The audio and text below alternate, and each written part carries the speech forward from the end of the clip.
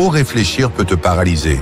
Chaque décision devient un casse-tête, chaque action est retardée et tu te retrouves bloqué dans une boucle de doute. Aujourd'hui, on va plonger dans le stoïcisme, une philosophie qui prône l'action plutôt que la suranalyse. Voici 10 méthodes stoïciennes pour arrêter de trop penser et enfin passer à l'action. Premier, distingue ce que tu peux contrôler de ce que tu ne peux pas, 150 mots. Les stoïciens enseignent que trop penser vient souvent du fait que l'on s'inquiète de ce qui est hors de notre contrôle. Épictète disait « Ce qui trouble les hommes, ce ne sont pas les événements, mais les jugements qu'ils portent sur eux. » La clé est de concentrer ton énergie sur ce que tu peux influencer et de lâcher prise sur ce qui est hors de portée. Chaque fois que tu te perds dans des pensées inutiles, demande-toi « Est-ce que j'ai du contrôle sur cela ?» Si la réponse est non, laisse tomber et avance. 2. Prends des décisions rapides. Le stoïcisme encourage la prise de décisions rapides. Trop analyser retarde l'action et te garde dans l'incertitude. Sénèque disait « Ce n'est pas parce que les choses sont difficiles que nous n'osons pas, mais parce que nous n'osons pas qu'elles sont difficiles. » Décide rapidement, agis et apprends en cours de route. L'action, même imparfaite, est toujours mieux que l'inaction. Prends l'habitude de trancher, de choisir une direction et d'apprendre des résultats plutôt que de stagner dans la réflexion. Troisième, pratique l'indifférence. Le concept d'indifférence est central au stoïcisme. Ne te laisse pas submerger par l'émotion ou les pensées excessives.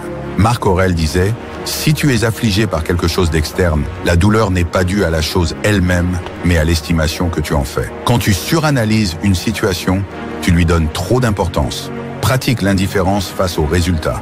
Fais ce que tu peux, laisse le reste au destin et détache-toi émotionnellement du résultat final. 4. Adopte la visualisation négative. La visualisation négative est une méthode stoïcienne puissante pour arrêter de suranalyser. Imagine le pire scénario possible. Paradoxalement, cela te libère de la peur et de l'anxiété. Une fois que tu as accepté que le pire peut arriver, tu réalises que la plupart de tes craintes sont exagérées. Épictète disait « Ne cherche pas à ce que les événements arrivent comme tu le désires, mais désire qu'ils arrivent comme ils arrivent. » En acceptant l'imprévu, tu réduis ton besoin de tout suranalyser. Five, fais confiance à ton instinct. Le stoïcisme prône la confiance en soi et en son instinct. Arrête de remettre en question chaque choix que tu fais. Prends des décisions basées sur tes valeurs et fais confiance à ta capacité d'adaptation. Sénèque disait « La chance favorise l'esprit préparé. » L'action guide les résultats. Et même si ton choix n'est pas parfait, il te conduira là où tu dois être. Ton instinct est souvent plus fiable que de longues réflexions, alors écoute-le. 6. Définis des priorités claires.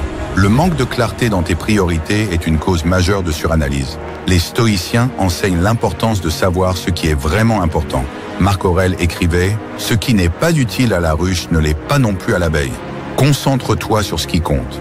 Classe tes tâches et tes décisions par ordre de priorité et élimine celles qui n'ont pas d'impact significatif sur tes objectifs à long terme. Quand tu sais ce qui est essentiel, tu ne perds plus de temps à trop réfléchir sur des détails insignifiants. 7. Accepte l'imperfection. Les stoïciens rappellent que la perfection est une illusion.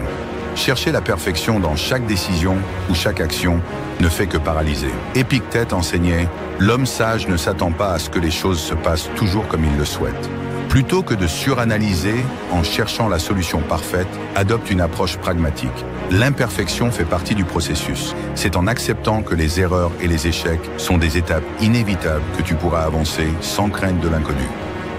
Right. Agis d'abord, réfléchis après. Le stoïcisme met l'accent sur l'action immédiate.